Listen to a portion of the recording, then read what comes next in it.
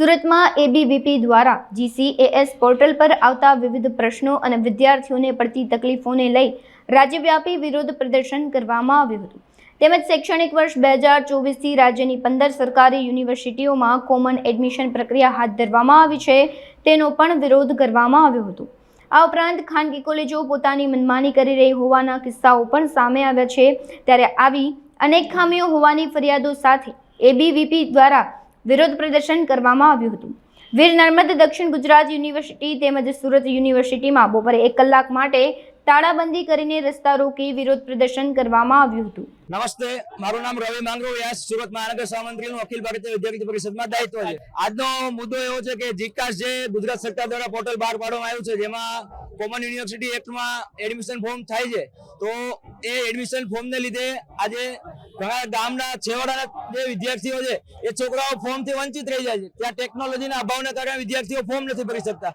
તો એના કારણે વિદ્યાર્થી પરિષદ દ્વારા પૂરા આખા ગુજરાતમાં આ રીતે રસ્તા પર આવીને આંદોલન કરવામાં આવી રહ્યું છે. વિદ્યાર્થી પરિષદ દ્વારા આજે 200+ કાર્યકર્તાઓ દ્વારા વિદ્યાર્થી પરિષદ આવેદનપત્ર આપીને વીસી સાહેબને આવેદનપત્ર આપ્યું અને ત્યારબાદ વીસી સાહેબ થ્રુ આપણે શિક્ષણ મંત્રીને આવેદનપત્ર આપવાના છીએ, જેના કારણે શિક્ષણ મંત્રીને ખ્યાલ આવે કે જીકાસમાં આવી ખામીઓ સર્જાઈ રહી છે. જે શિક્ષણ મંત્રીને જે આવેદનપત્ર આપવામાં આવ્યું, તો એ આવેદનપત્રમાં હજુ એવું જણાય છે કે આવેદનપત્રનો અસ્વીકાર થશે, તો જેના કારણે આજે તાળાબંધી યુનિવર્સિટી કરવામાં આવી. અને છતાં બી જો 48 કલાકમાં નિર્ણય નહીં આવે તો વિદ્યાર્થી પરિષદ દ્વારા રસ્તા પર આવીને આનાથી ઉગ્ર આંદોલન કરવામાં આવશે, જેની સંપૂર્ણ જવાબદારી શિક્ષણ મંત્રી તથા શિક્ષણ વિભાગની રહેશે.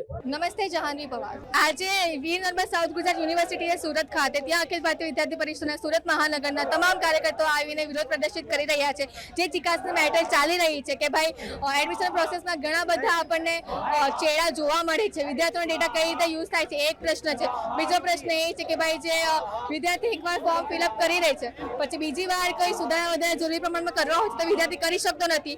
મેરિટ કેટલું બહાર પડ્યું છે, કેટલા લેવલે બહાર પડ્યું છે, કેટલા રાઉન્ડ બહાર પડે છે, એલએલબી જેટલી શાખાઓ છે, એનએસએસ, એનસીસી, સ્પોર્ટ્સ જેવા ઘણા મુદ્દાઓ છે જેનો કોઈ નિરાકરણ નથી આવતું, જેનામાં કોઈ સ્પષ્ટતા નથી જોવા મળતી. તો અખિલ ભારતીય વિદ્યાર્થી પરિષદનો એ જ આગ્રહ છે કે ભાઈ જે પણ ચેડા થાય છે વિદ્યાર્થી જીવન જોડે એને તાત્કાલિકપણે બંધ કરવામાં આવે. ગામડાના વિદ્યાર્થીઓ મોસ્ટલી બધા ટેકનોલોજીથી વંચિત છે અને જીકાસની પ્રોસેસર કઈ છે, કયા લેવલે કરવાની છે, કઈ રીતે કરવાની છે, એમનો તેમને સહેજ પણ ખ્યાલ નથી.